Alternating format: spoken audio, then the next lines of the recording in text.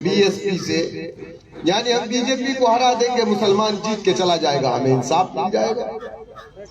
दलितों ने अगर इसी बात को सोचा होता, 131 दलित सांसद होते हुए, और वो सीटें रिजर्व है हिंदुस्तान में, हमेशा हिंदुस्तान की पार्लियामेंट में उतना रहता है, हमेशा सुरक्षित सीट पर जीत करके जाने वाला दलित का बेटा होगा।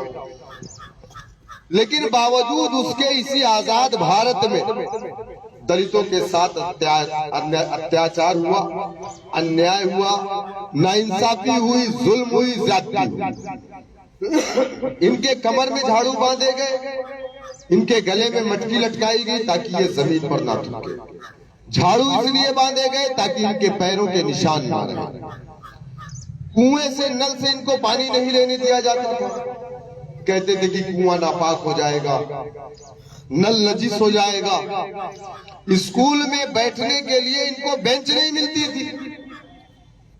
कहते थे कि तुम तो नीची जात के लोग हो, तुम तो घुटने के नीचे से पैदा हुए हो, तुम्हारी जगह ये नहीं, तुम शूद्र हो, तुम्हारी जिंदगी का मुकद्दर है, तुम सुबह उठ करके हमारे घरों की गंदगी, अपने घरों की गंदगी बाद में हमारे घरों की गंदगी साफ करोगे।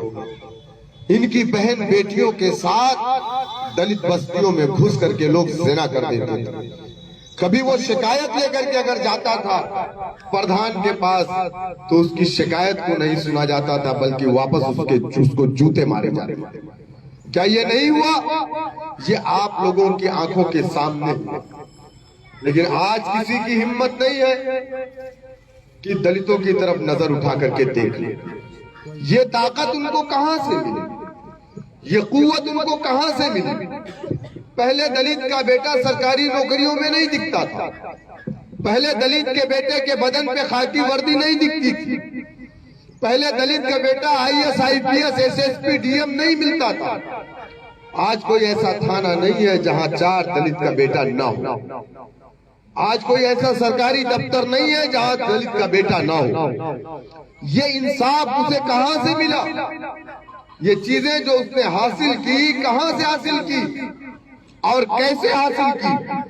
130 एमपी हिंदुस्तान की पार्लियामेंट में, तो क्या आप सोच रहे उसके जरिए से उन्होंने हासिल की? नहीं मेरे भाई।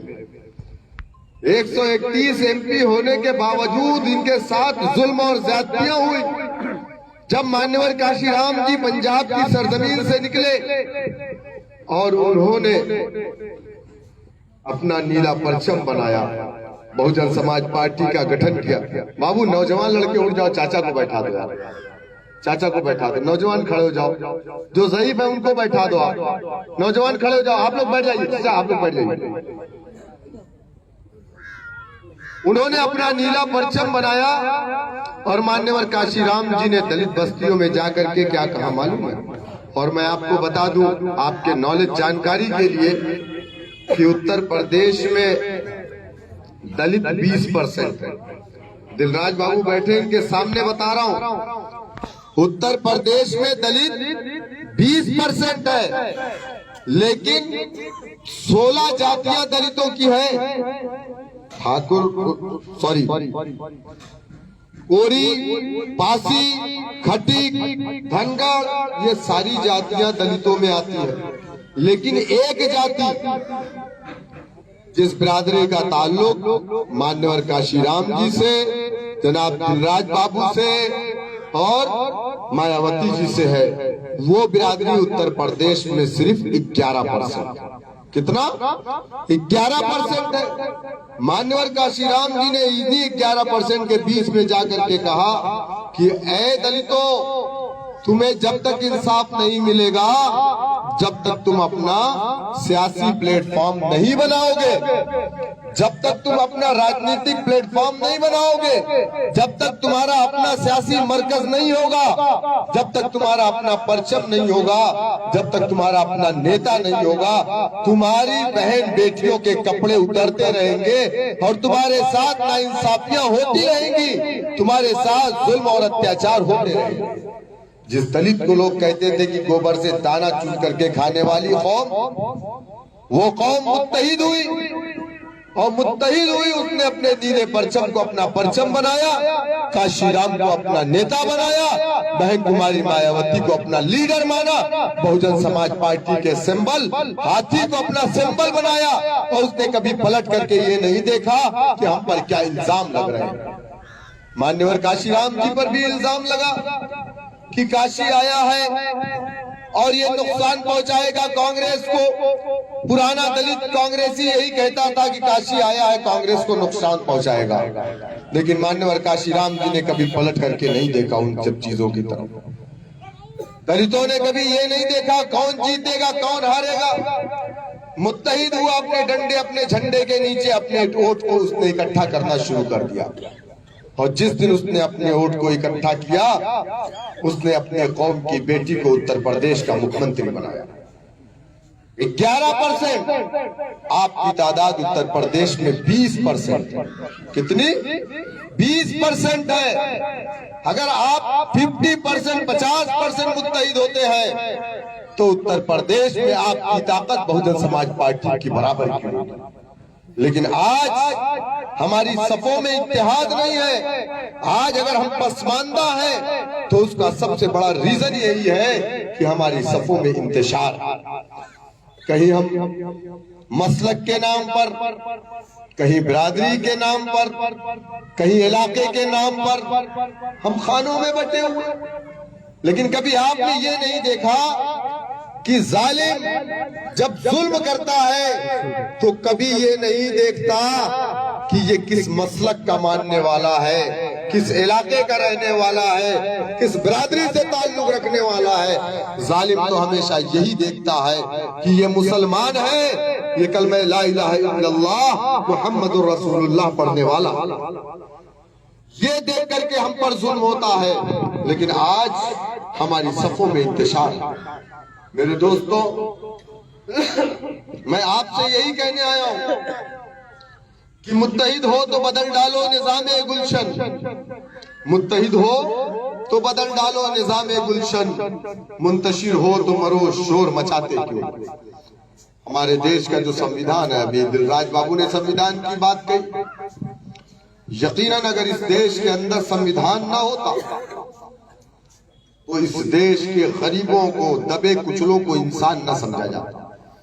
अगर आज आपके चेहरे पर दाढ़ी है, आपके सर पर टोपी है, आपकी मस्जिदों से हय्या अला सलाह की सदा आती है, तो ये संविधान है जो इस बात की इजाजत देता है। आज हम यहाँ खड़े होकर के लाउड स्पीकर पर बोल रहे हैं तो ये भी आजादी हमें संविधान ने दी है, जिसे बाबा साहेब भीमराव अंबेडकर ने रखा।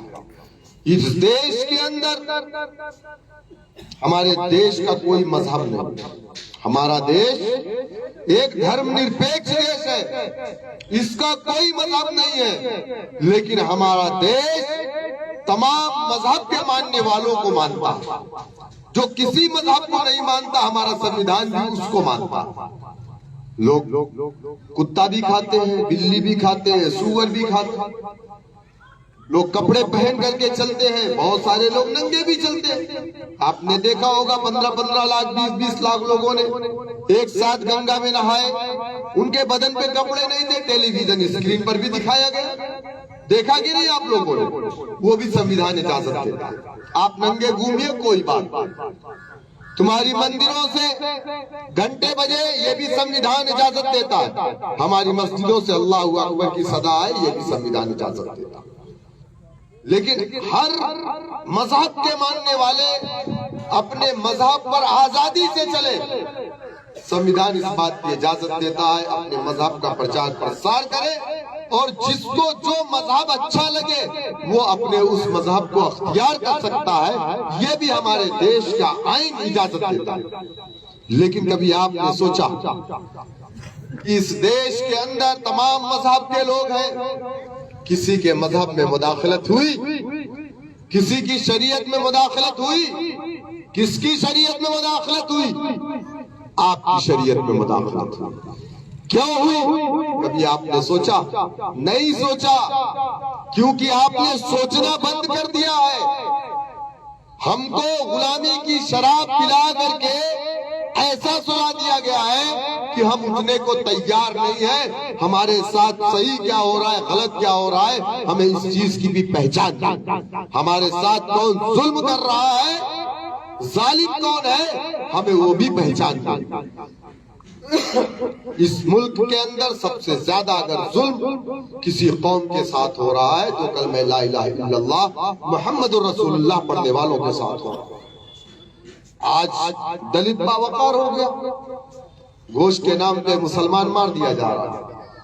आतंकवाद के झूठे मुकदमों में जेल की सलाखों में 27%, देश के अंदर सरकारी आंकड़ों के हिसाब से 14%, यानी हमारा रिजर्वेशन जेल में है। लेकिन ऐसे हमारा रिजर्वेशन नहीं। इनकाउंटर होता है 37% इनकाउंटर मुसलमान बच्चों का हो रहा, सेकंड नंबर पे दलितों का हो रहा, किसी ठाकुर किसी ब्राह्मण का कम हो रहा लेकिन कम। इस देश के अंदर सबसे ज्यादा नाइंसाफी किसी के साथ हो रही है तो आपके साथ हो रही है। मौलाना कलीम सिद्दीकी साहब को क्यों उठा लिया गया? भाई विश्व हिंदू परिषद के लोग, बजरंग दल के लोग आए रोज ये बात कहते हैं कि हमें कई हजार लड़कियों को हिंदू बनाएंगे, उनके ऊपर कोई मुकदमा नहीं होता।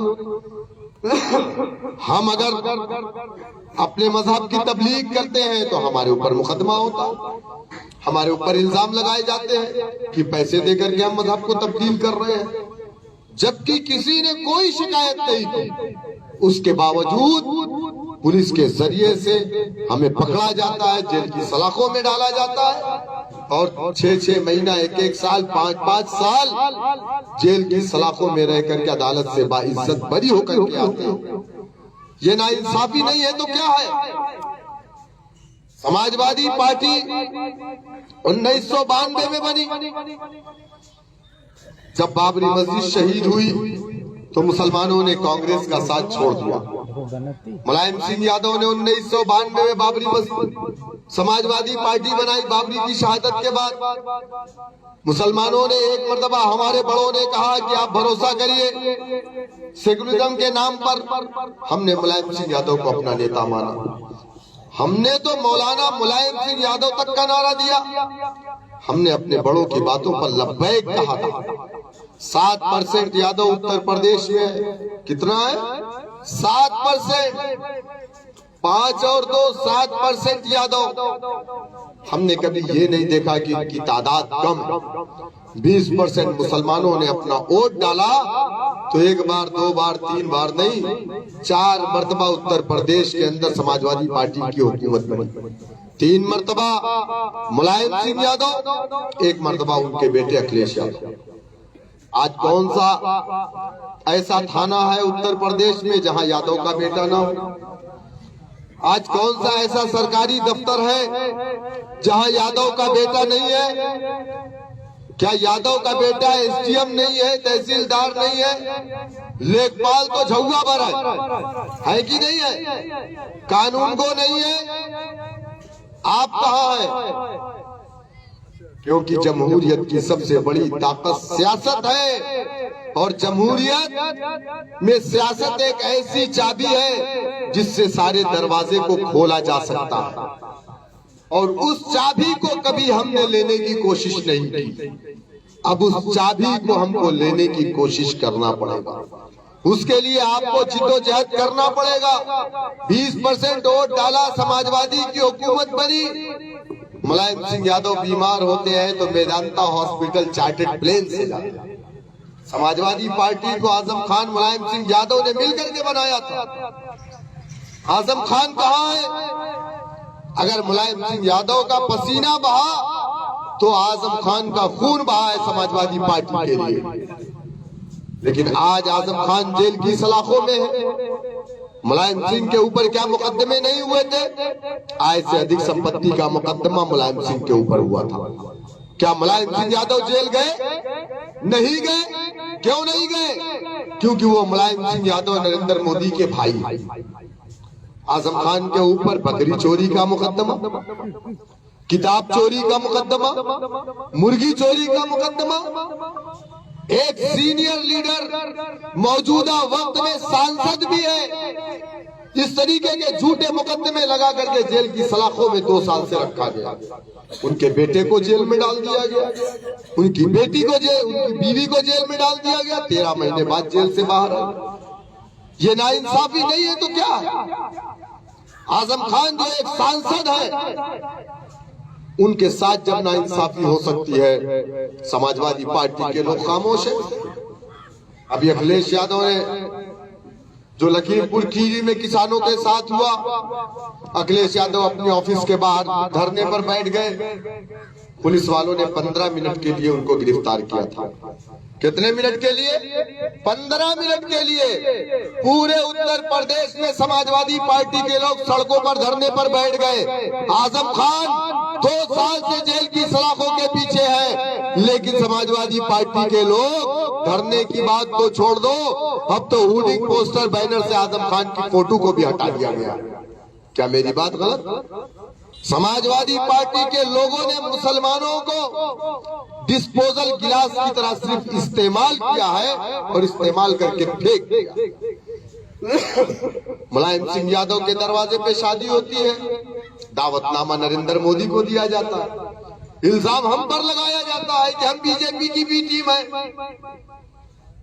इटावा में सहबई में शादी होती है, वहां नरेंद्र मोदी आते।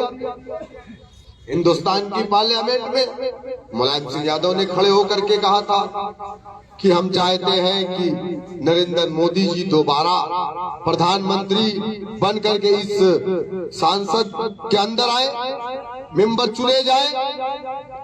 हमने दुआएं दी थी, हमने दुआ की थी नरेंद्र मोदी के लिए। मुझे यकीन है कि हम सब ने दुआ की थी कि अल्लाह ताला इस जालिम से छुटकारा दे दे हमें। हमने तो ये दुआ नहीं दी थी, लेकिन मुलायम सिंह यादव ने अपनी शुभकामनाएं नरेंद्र मोदी को दिया था। आज वही लोग हमको कहते हैं बीजेपी की बी टीम है।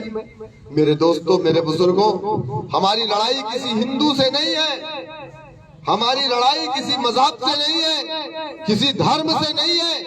हमारी लड़ाई जालिम वर्सेस मजलूम है, हमारी लड़ाई नाइंसाफी के खिलाफ है। अगर इस मुल्क के अंदर, इस प्रदेश के अंदर, इस सूबे के अंदर अगर मुसलमानों से नाइंसाफी ना की गई होती तो खुदा की कसम मजलिस इत्तेहादुल मुस्लिमीन को उत्तर प्रदेश में आने की जरूरत ना पड़ा। लेकिन सबसे ज्यादा नाइंसाफी किसके साथ हुई? मुसलमानों के साथ हुई। और एक चीज आप नोट कर लीजिए, अल्लाह ताला ने इस दुनिया में आपको क्यों भेजा? कभी आपने सोचा? सुबह उठे, ब्रश किए, नाश्ता किए, खाना खाए, सो गए? क्या इस चीज के लिए हमें इस दुनिया में अल्लाह ताला ने भेजा? अल्लाह ने कुरान में कहा कि मैंने इंसानों और जिन्नातों को अपनी इबादत के लिए पैदा किया। तो इबादत का मकसद सिर्फ ये नहीं है कि आपने 5 वक्त मस्जिद में नमाज पढ़ ली, आपने ज़कात निकाल दिया, आपने 30 रोजे रख लिए। ये इबादत नहीं है सिर्फ, यकीनन ये इबादत है, अहम जुज है। लेकिन अगर पड़ोसी भूखा मर रहा है, आपने रात में खाना खा के सो लिए, तो पूरी रात अल्लाह और उसके फरिश्तों की लानत है आप। अगर हमारे बगल में किसी भी बिरादरी, किसी भी कौम, किसी भी मजहब के लोगों के साथ नाइंसाफी हो रही है, तो उस नाइंसाफी के खिलाफ अगर आप खड़े नहीं हुए तो अल्लाह सुब्हानहू तआला की अदालत में आपको जवाबदेह होना पड़ेगा। क्या ये आपकी जिम्मेदारी नहीं है? लेकिन बड़े अफसोस की बात है, जिस कौम के दरवाजे पर लोग अपनी पंचायत लेकर के आते थे कि मुल्ला जी आप सही फैसला करोगे, आज भी हमारी मसाजिद के बाहर हमारी हिंदू बहनें अपने बच्चों को लेकर के खड़ी रहती हैं कि मुल्ला जी दुआ कर देंगे तो मेरे बच्चे को फायदा हो जाएगा। आज भी ये यकीन है उनको, आज भी ये यकीन है उनको, लेकिन इस यकीन को अगर किसी ने तोड़ा है तो हमने और आपने तोड़ा। इंसाफ देने वाला जब दूसरों के दरवाजों पर जाकर के इंसाफ की भीख मांगना शुरू कर देगा तो आपके दरवाजे पे कोई इंसाफ की उम्मीद लेकर के कभी नहीं आएगा। मैं आपसे बस यही कहूंगा कि उठो, अपनी सफों में इत्तेहाद पैदा करो। हम किसी से ये नहीं कहते कि मसलक की बुनियाद पर आप हमारे मरकज पर आए, हम किसी से ये नहीं कहते कि अकायद के बुनियाद पर आप हमारे साथ आए। हम तो सिर्फ ये कहते हैं कि कलमा ला इलाहा इल्लल्लाह मुहम्मदुर रसूलुल्लाह की बुनियाद पर एक मरकज़ सियासी पर हम इकट्ठा होंगे।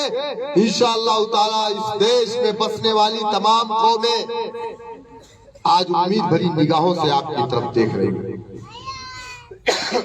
आज लोगों को उम्मीदें हैं आपसे, लेकिन वो उम्मीद कब पूरी होगी? जब आप मुत्तहिद होंगे। दिलराज बाबू आज आपके पास है, खुदा की कसम आज दलित समाज परेशान है, इधर जाए उधर जाए कहां जाए उसको समझ में नहीं आता। वो एक मजबूरी में मायावती जी के साथ मजबूरी में है। अगर आज उसको अल्टरनेट मिल जाए, जो संविधान की लड़ाई लड़ने के लिए मैदान अमल में आए, वो आज भी हमारे साथ आने को तैयार है। लेकिन वो इस उम्मीद में है कि जिस दिन ये 20% मुसलमान एक सियासी प्लेटफॉर्म पर इकट्ठा होगा, हम भी इनके साथ जुड़ेंगे तो मजलूमों का एक बड़ा काफिला तैयार होगा और नाइंसाफी के खिलाफ इस जंग में हम इनके साथ खड़े होंगे। आज जरूरत जब